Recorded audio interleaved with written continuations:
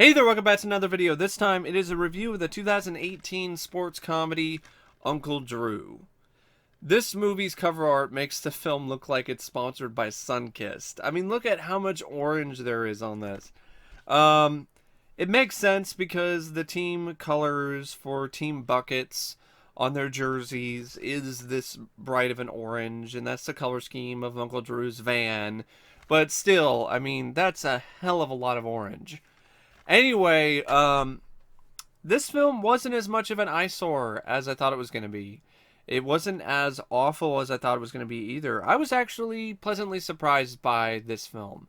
I would say it's not a great movie. I wouldn't say I loved the film, but I went into it with absolutely no expectations because I didn't really care for the trailer. I thought it didn't look very funny. I thought it looked pretty cringe-inducing, to be honest. It looked cheap, and I wasn't really expecting much of anything. I got it because was able to get my hands on this for cheap, and I like basketball. I'm an NBA fan. I'm a Portland Trailblazers fan. I'm a fan of the NBA in general, basketball in general. I used to play basketball a lot when I was a kid, and I try to check out basketball movies whenever I get the chance because I do legitimately like the sport. And you know, this had Kyrie Irving, Shaquille O'Neal, Reggie Miller, Chris Webber, Lisa Leslie, Aaron Gordon. So that alone was worth $1 for me. And after seeing it, I would say it was definitely worth $1. It's one of those movies that its ceiling is average. It was never going to be anything above that, and it reached its ceiling, and I was satisfied with it. Do I have some issues with it? Absolutely. I don't think it was as funny as it could have been. I said there were a lot of jokes that fell flat. I felt that the script was fairly weak and definitely needed some fine-tuning or some things that switch things up to make things feel a little bit less cliched and generic. But other than that, and the limitations of the basketball players when it comes to their acting talents, which a lot of them, let's be honest, they don't have much in terms of acting ability. Other than those things, and a few other things that I'll get to later, it was better than I expected it was going to be. It had a nice heart to it. The basketball scenes were fun, and they were well shot and edited. And there was a plot that was threadbare, but there was enough to the film in terms of the endearing performances by these basketball players and a solid lead in Lil Rel Howery. And there was enough going on in terms of the dynamic between him and these basketball players and the road trip aspect and the whole back and forth between him and Nick Kroll that the film was engaging enough. I wasn't really bored by the film. I felt that it went by at a pretty decent pace. I mean, the movie it's like 103 minutes, but that's with the end credits. You take out the end credits and it's pretty short. It's only like an hour and a half. So yeah, it's one of those movies that if you want a time waster and you like basketball, Uncle Drew is a film that can definitely fit right into that slot. It's directed by Charles Stone III, who has done a few other films. I think he directed Drumline. He also did Mr. 3000 with Bernie Mac, which I haven't seen in a long time. I remember actually not minding that. I might watch that sometime fairly soon, and maybe you'll see my thoughts on it. I know this isn't the typical kind of film I normally cover on this channel, but I'm trying to switch things up and just review random stuff. So this is definitely one of those films that fits right in line with that mindset that I'm having right now. And so would Mr. 3000. So anyway, Charles Stone III, his direction in this, it's adequate. It's average. It's about as average as the film itself. But I didn't really feel this is a movie that was going to get a director who was better than average anyway. I mean, you're not going to get some auteur who's going to do Uncle Drew. So the fact that the direction is competent and average is a good thing. It could be a lot worse. I know there's a lot of critics that have said the direction is bad, but I don't really see the direction in this film being particularly bad or awful. Um, the film's shortcomings are due to its cast and the script. It's not, it really doesn't have anything to do with the direction. The director, I felt, did the best he could with what he had to work with, which really wasn't much. The street ball scenes had a lot of energy to them. I thought the direction was quite well done when it comes to that aspect. So I never really felt that the direction in this movie was anything that stood out as being terrible. I've seen much worse direction in comedies in the past few years than Charles Stone III's work in Uncle Drew. The film stars Kyrie Irving as Uncle Drew, this street ball legend. And for those of you who aren't familiar with this character, this is a character that was invented for a series of Pepsi Max advertisements and carried over, I think, into other Pepsi products. And Kyrie was inspired to do this, to create this character because he saw a video on YouTube of some older skateboarder showing up the young kids, and he thought, oh, I could do that with basketball, and it became a pretty popular character. And I remember the ads, and they were fun, but the ads were able to get the most effectiveness. They were able to get the most efficient and effective product when it comes to using Uncle Drew, because they didn't need to have that much dialogue. They didn't need to have a plot. It didn't have to rely upon any of that. Just the novelty of Kyrie Irving and his ridiculous crossover in a old age suit. So that's really what it is. He's dressed, he looks like an old man, and he's able to break people's ankles. That's what the whole thing is. That's a pretty threadbare concept for a feature film, and it kind of does show with this movie. This is a type of film that is 100% a one-off. I don't really see how they could go any further or have sequels. There really isn't a lot of franchise potential here. But it's one of those movies, though, where it does have a really good message and it has a nice heart to it. So despite its shortcomings, it manages to work out okay. And it doesn't work out great because it's not a great film, but it works out okay. I definitely do feel that it's held back by the shortcomings of its cast of basketball stars. I mean, Kyrie Irving, he's not a good actor. He's not an actor. He's not winning any awards with his performance as Uncle Drew. He's a total amateur, and you can tell, and you can really tell that this is a younger guy trying to act old. And that hurts the film in terms of trying to, I don't know, suspend your disbelief. And then you have older players like Chris Webber who are just over-exaggerating the old age aspects so much that it's hard to take seriously. I mean, he's got his lips sticking out, and he's got his neck, and he's like, oh, I'm old, I'm preacher, I'm old Chris Webber. You know, it's, yeah, that really didn't, that did not help. Nate Robinson surprisingly delivers one of the best performances as Boots. But he also doesn't have that much lines of dialogue. But that makes his performance even more difficult to pull off, because he has to pull off these particular emotions and everything without really saying anything. And he actually does a really good job. And really, I gotta give him serious props for his performance as Boots. Reggie Miller is easily the best actor when it comes to the basketball actors in this. I was actually pleasantly surprised by his performance. He definitely is the most believable when it comes to playing an older man, because he is an older man.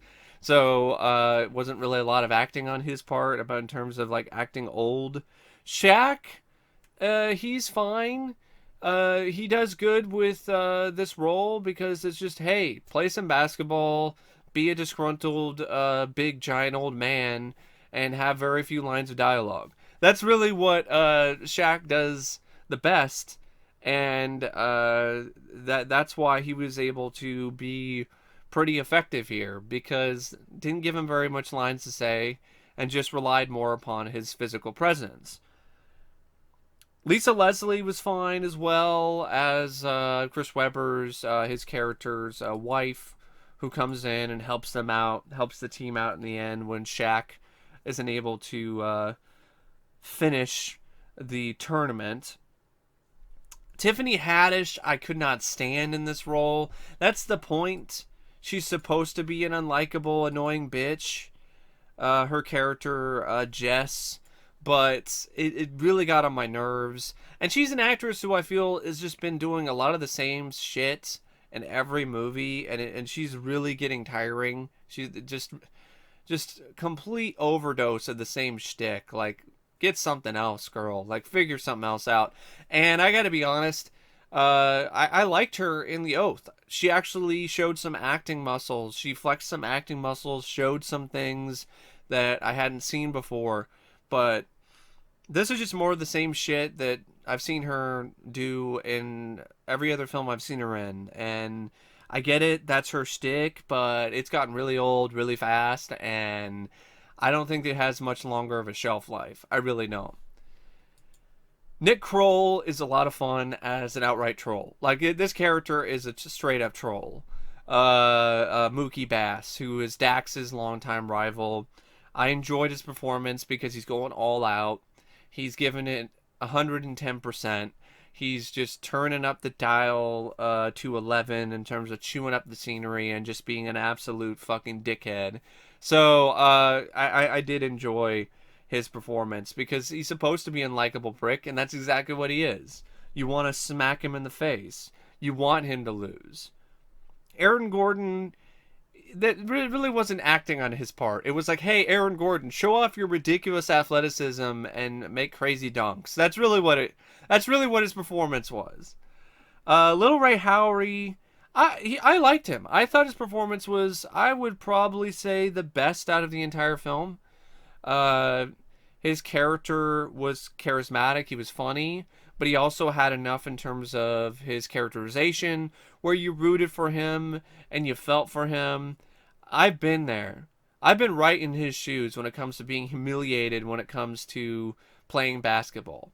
So I know exactly how he feels.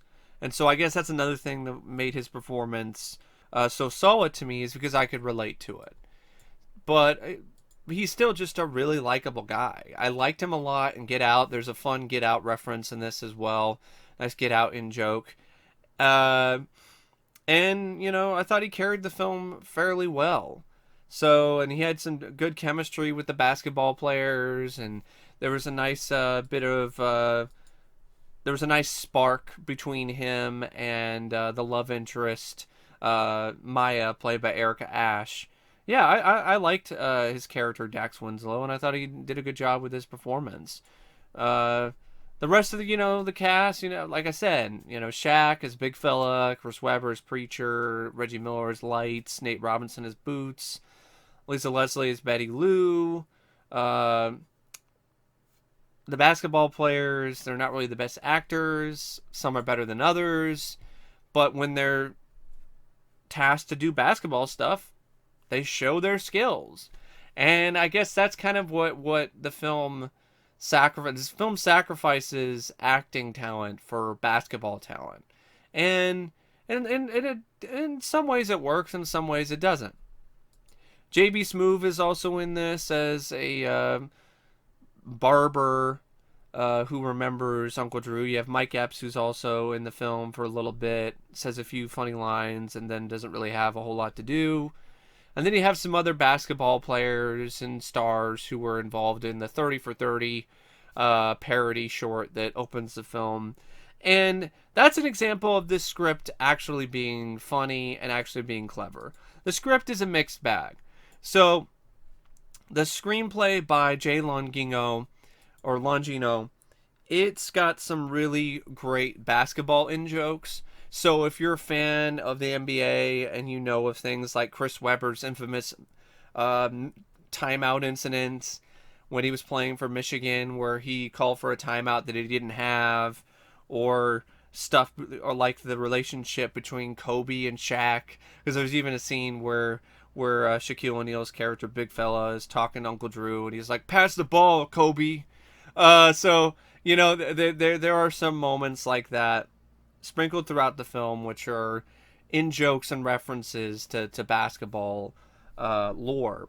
And Lil Rel Howery's character, he grew up watching Michael Jordan, which I related to too, because I grew up watching Michael Jordan and the Dynasty Bulls. Like, I was a huge fan of Michael Jordan, and I idolized Michael Jordan growing up, much like a lot of kids did. And it was just, his when it shows his character when he's a kid, like, just in awe of Michael Jordan, like, I could totally relate, because I was in awe of Michael Jordan in the same way when I was growing up. And I'm still in awe of a lot of players, like Damian Lillard, for instance. Like, I'm in awe of Damian every time I watch him play. I mean, the shot that he made over Paul George, and to win the series over the Oklahoma City Thunder in the 2018 playoffs, ridiculous. Like, jaw-dropping moment. Like, I could not believe it. I still can't believe it. So this film did a good job capturing, what it feels like to experience those kinds of moments. And that's when the script is at its best, is when it's being nostalgic, when it's making references to basketball players and basketball lore and stuff like that. And there's a few nice one-liners here and there that made me chuckle. But there's other aspects of it, though, that just really fall flat. They it's a double dribble. It's a turnover. Throw the ball out of bounds because it doesn't quite get to the player on the fast break. Misses the dunk, so to speak. So, and where it misses that is definitely when it comes to any moment where the plot is trying to make things interesting, or trying to speed things along, or trying to create some drama. It really isn't very effective in that particular way. The most effective it can get is with Lil Rel Howery's character, Dax, and how, he was embarrassed by his nemesis when he was a kid. So he was embarrassed by Mookie Bass because he blocked his shot, and his whole confidence was shattered as a result, and so was his love of playing basketball. He still loved watching basketball or coaching basketball, or stuff like that, but his love of playing the game diminished because he was humiliated by Mookie. So that, it's a cliched plot, but it's still pretty effective, because let's face it, folks, there are a lot of plots out there that are cliched, and a lot of elements that are cliched, but they're true to life. And that's one of those things. And of course, the whole thing about take the shot. You never know, you might make it. If you miss most of the shots you don't take. It's a cliched line, but it's true. It's true to life. And that's what I'm talking about when the film has a good message to it. It definitely is something that I think kids could get something out of, and I think that's one of the reasons why Kyrie did it, is because he feels that kids could get something out of the film in terms of the lessons that they could learn from it. But yeah, I mean, when it comes to trying to create drama or intrigue, it really isn't that great. I mean, it's even trying to do this whole thing at the end where it's like, oh, Uncle Drew's now he's finding out about the $100,000 purse. And then there's drama involved with that, but it doesn't last very long, because drama doesn't last very long in this movie. A lot of it's just squashed. The beef gets squashed, and everything is okay. And of course, yes, Lil Rel Howery, Dax makes the game-winning shot and beats his rival, and it's predictable in that sense, but that's the ending that you want out of a film like this. Sometimes predictability isn't always a bad thing, because it's like, hey, that's what you want. You didn't want him to lose, and that doesn't really support the message that the film has either, about taking the shot and He's all like, what if I miss? And they're like, what if you make it? And that's the whole thing. Like, what if you make that shot? And this solidifies that. What can happen if you make that shot that you were leery of taking in your life? So, yeah, the score by Christopher Leonard is nothing. That's another thing. The original score, I can't even remember anything about it. It had some nice bits of classic music mixed in with classic hip hop. For some reason, I decided to have a brain fart there and was like, "Oh, hiccup, classic hiccups." Some classic hip hop. Um, the cinematography by Crash is nothing spectacular. The editing by Jeff Freeman and Sean Valla, it's fine. Like I said, the pacing is actually pretty decent. It doesn't really go by at a slow pace. I wasn't really bored by the film. And there are a few moments where I did laugh, but then there's other moments where I did cringe a little bit because these basketball players can't act. And the writing isn't really doing them any favors. Like, Chris Webber's preacher character especially. Like, in the beginning, like, his whole preacher stick was just unfunny. And he's like sing acting, which really got on my nerves and was really irritating. But, and there's a lot of other stuff that's like, oh my god, Boots can walk again because he's got his old shoes. Oh wow, Reggie Miller's Lights character was never really blind. He just didn't have the right glasses. You know, stuff like that where you're like, come on, that's kind of bullshit. But, you know, you take that kind of stuff with this kind of movie.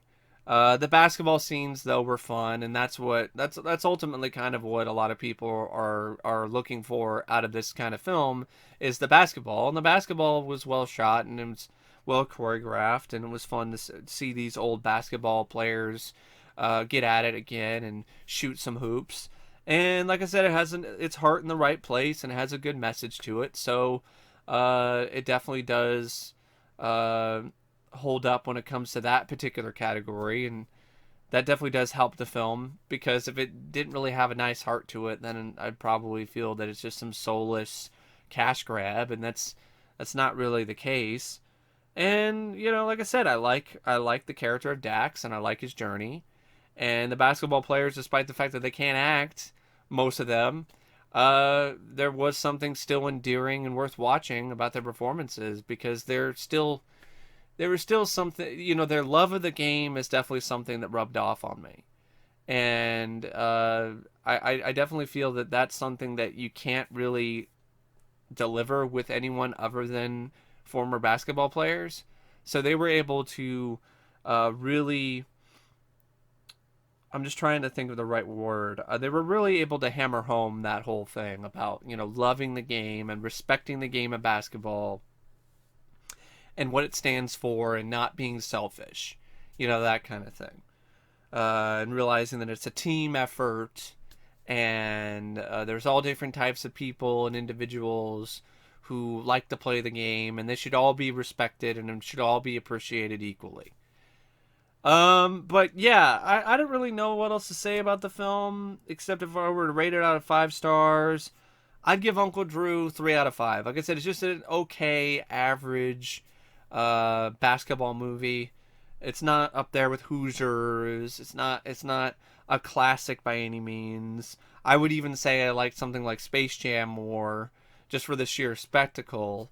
But for a film that I had little to no expectations going in, it being average and being okay is something that is worthwhile. So yeah, it wasn't a total waste, and for that, you know, I'm glad I saw it. So if you like basketball, if you're a big basketball fan and you're into basketball lore and basketball trivia and know all these different stars and stuff like that, then yeah, I definitely do recommend watching this at least once, because there's going to be a lot of fun in-jokes that you're definitely going to get a kick out of. If you're not really as big of a basketball fan or an NBA fan, I think you're not going to get as much out of it. But I think you'll still be able to see the heart that the film has on its sleeve. And I think you'll be able to get some enjoyment out of it, but I don't think you're going to enjoy it as much if you're not an NBA fan. So it's one of those things where it's like, well, yeah, yeah, you're not going to enjoy it as much if you're not already a fan of the NBA or the sport of basketball. But anyway, yeah, there are much worse ways to spend your time than with Uncle Drew. So yeah, thanks for watching my review, and as always, I will see you later. See ya.